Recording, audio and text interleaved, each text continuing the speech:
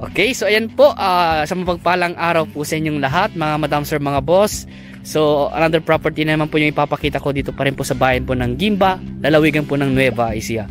So ito naman po ay house and lot. Ito po na yung property. Simula po dito sa pader po na ito. Ayan, diretso po yan at hanggang dito po. Siguro estimate kong frontage po dito sa banda rito na sa mga ano po, nasa mga 20 meters po siguro, mga 15 to 20 meters po. At nagkalong cemented road po siya. So at ito po ay corner lot din po. Ayan, pwedeng corner lot, pwedeng hindi. Ayan, so corner lot po siya. Ayan, so hanggang dito po, diretso po yan. Para siyang, ang shape po niya parang square po. Ayan, o square sabihin na po natin. So ito po ay may ibang part na nakakabakod, pero kailangan natin isaayos kagaya po dito sa harap. Ayan po, may bakod na, may gate na rin po. At ito naman po yung way na papunta po sa National Highway o sa highway. Siguro na sa mga 10 to 15 minutes driving po siguro. Sa town proper ng Gimba, siguro nasa mga 20 minutes driving po, mga ganon. So ito na po ang property. Pasukin po natin. So may power line na, naka-install na po yung power line. Internet connection na lang po ang kulang dahil may internet connection naman po dyan sa may poste po dyan. So ito po ay meron pong sukat na 600 square meter po mahigit. Sa mga 680 yata yung narinig ko kanina. Pero tinanong namin si nanay, hindi niya maalala daw. Pero yung ano po niya, yung ano yung tanong, anak ng asawa, anak lang ng ano niya, ano ba tawag doon? Ayan, yung basta yung ano po, hindi ko tuloy masabi yung tawag doon. O yung yung balaib yan, o biyanan ba yun? Yun. So nasa 680 daw po square meter po yata. O sabihin natin 600 square meter na lang po mahigit para ano po natin. Tapos ito naman po ay titulado, nakapangalan po kay nanay sa kanyang asawa, pero yun nga lang po ay namatay na po yung kanyang asawa. So meron po silang dalawang anak at yun naman po ay extrajudicial po ito, kaya pipirma naman po yung mga anak po nila. Ayan. So dito po ay meron po siyang 6 na puno ng mangga. Sa harap po meron po isang puno ng mangga. Meron puno rin po na yan. Ano bang tawag sa puno na yan? Hindi ko po alam eh. Kaya na po siya bahala. Tapos sa mga to, may mga halaman din po na nakatanim. May malunggay. Merong ano ba to? Kaya na rin po bahala kung anong tawag po dyan. At meron po umbrella tree. May acacia. May mga puno ng buko po ito. So doon po meron po siyang 4 na puno ng buko dito sa likod ng bahay. At ito naman po ay may mga kubo-kubo rito. At pero ito mo, tatanggalin daw po yan, sabi po ni nanay. Tatanggalin daw po yan pag may nakabili na po. So ito po yung kanilang dirty kitchen dito sa likod po. Ayan, at ang source of water po nila naka-poso. Ayan o, naka-deep well po sila. At sa side po ng bahay, meron po isang puno dito. Ayan, may isang puno ng mangga, native, yung kinalabaw. Ganoon din po dito, may mga puno rin po ng ano po to, Indian yata. Tapos mga buko, 4 na buko at saka 6 na puno ng mangga. At meron din po siyang puno ng kaimito. So pasukin natin yung loob ng bahay at itatanong din natin sa seller kung kasama rin ba sa bentahan yung mga gamit ng bahay or hindi. So maririnig po rin sa kanila kung ano po yung ano nila dito, kung ano yung may iwan at kung ano yung mga kasama sa bentahan. So dun sa part po na yun ay tinamnan po nila ng gulay. Ayan. So may mga halaman din po.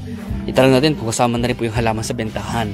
Okay. So pasukin natin itong loob ng bahay. So dito po ito po yung terrace po nila.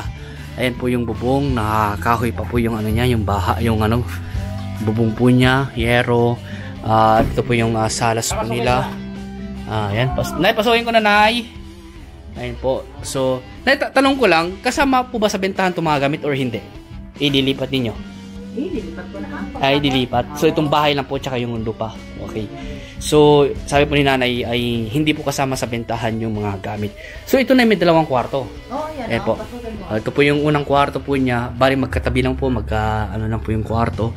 Ayan, Ay, so yung sa labas lang pala yung nakakahoy. Tapos dito sa ano, ano po siya, nakabakal. Ayan. So, maluwang din po itong kwarto.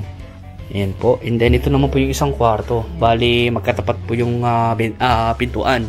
So, ito naman po yung isang kwarto. Ayan, tawag dito sa ano na to, ayan. Okay, tapos ayan po yung bahay at andun yung breaker, yung kwarto. So, ito naman po yung kanilang sala. Okay. At maluwang din po yung kanyang sala. At dito rin po yung kanyang kusina. Okay.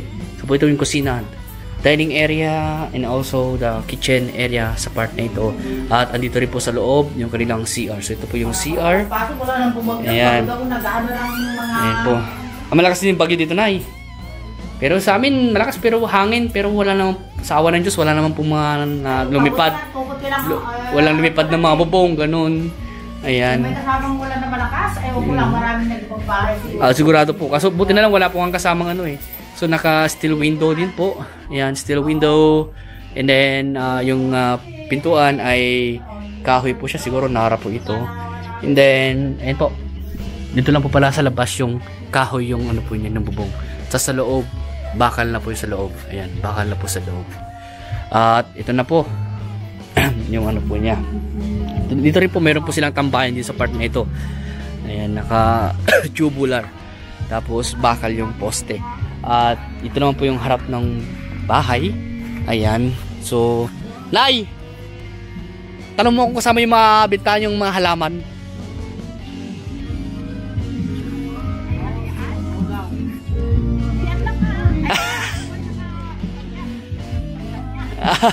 Pero pag-usapan nyo na lang kung ano yung naiiwan sa mga halaman. Ayan. So may mga halaman din po kasing tanim si Nanay. So tanong natin sa kanya kung ano yung mga maiiwan na halaman kung sakasakali. So may mga tanim sa mga halaman dito. Ano yung mga tawag sa halaman na yan. So ano yan, Nay? Yung ibang mga halaman dyan maiiwan na? Halaman na lang. Palmira na yan, kahit yan na yan. Sige na, ibigay na natin na parang pinaka-freebies na po nila. Yung yun na lang ang kukunin ko, yung nandun sa likod ay. Yung mga nandun sa likod po doon, nakita ko yan. Binuhay ko lang yun. Yun na lang po yung kukunin nyo. So ulitin ko po, ito po ay 600 square meter, more or less, o sabi natin mahigit 600 na area o house lot po na ito. At tingin ko po doon sa sukat po ng bahay na sa mga 100 square meter po siguro yan. So ito po yung meron pong presyo na 1.2 million. Ito po ay titled property. At yun nga po sabi ko, si Nanay nakapangalan sa tito, tapos yung asawa po niya, pero namatay na po yung kanyang asawa. Kaya yung mga, siya po yung pipirma, tapos yung mga anak po yung pipirma. Ayan.